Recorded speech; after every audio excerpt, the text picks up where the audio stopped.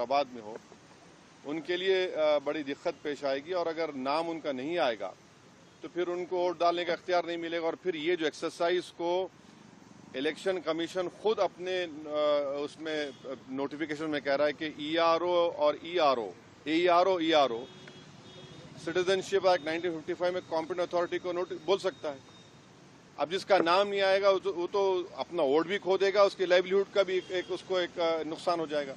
तो ये सब बातें हमने उनके सामने रखी। बहुत देर तक हमारी मीटिंग हुई। उन्होंने अपनी बात को कहा, उन्होंने भी बताया हमको। अब ये हमारी आज की मीटिंग की ये वो माने मोटा मोटा ये जो हुआ।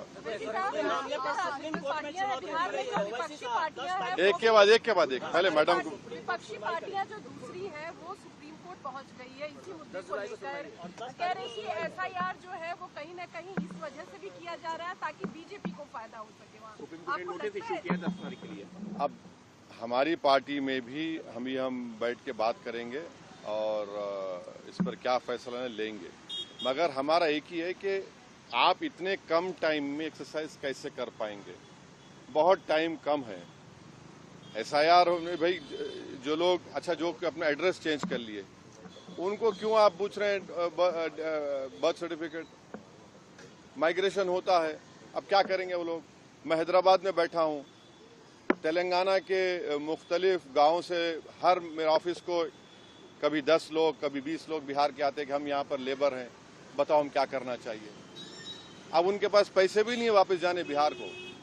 परेशानी वो होगी क्योंकि लॉ तो बोल रहा है कि उनको रहना पड़ेगा वहाँ पर। वो गए इसलिए कि बिहार में कुछ है ही नहीं, कोई सरकार ने उनका रोजगार का इंतजाम किया ही नहीं, तो मजबूरी उनकी है, बाहर बैठे हैं। तो ये सब प्रॉब्लम्स हमने ईसीआई के सामने रख के हमने कहा इसका तो आप सोल्यूशन निकालिए। चुनाव आयोग ने क्या भरोसा दिया आपको? काफी अब चुनाव आयोग खुद बोलेगा, मैं क्यों बोलूंगा चुनाव आयोग की तरफ से, क्योंकि वो तो अंदर से आप आश्वस्त नहीं आश्वस्त सवाल नहीं। देखिए हमने ये सब जो बातें आपके सामने रखी हैं, जो पॉइंट्स हमने सामने रखी हैं, उनके सामने जाके बोला हमने कि ये प्रैक्टिकल डिफिकल्टीज हैं। कैसा आप एक महीने के अंदर कैसा करेंगे। तो उन्होंने कहा कि नहीं हम लोग बीएलओस को रखे हैं, वॉलंटियर्स को रखे हैं। तो ये से है कि जल्दबाजी में अगर 15-20% लोगों के नाम भी मिस हो गए और फिर आप देखिए मिस जब हो जाएंगे तो उसका सिटीजनशिप का मामला हो जाएगा। ये तो आप वही तो आसाम का डिओटर हो जाएगा फिर। तो ये अप्रीहेंशन है, ये जेन्युइन अप्रीहेंशन है।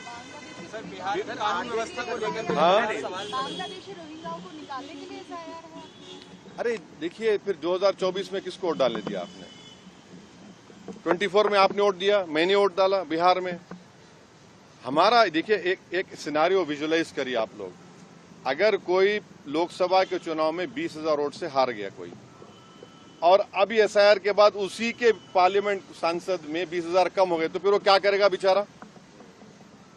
उसको राइट मिलना चाहिए। तो राइट तो रिकॉल तो हमारे पास नहीं है। तो इसीलिए हम कह रहे हैं हम एसआईआर के खिलाफ नहीं, आप टाइम दीजिए ना। विपक्ष कह रहा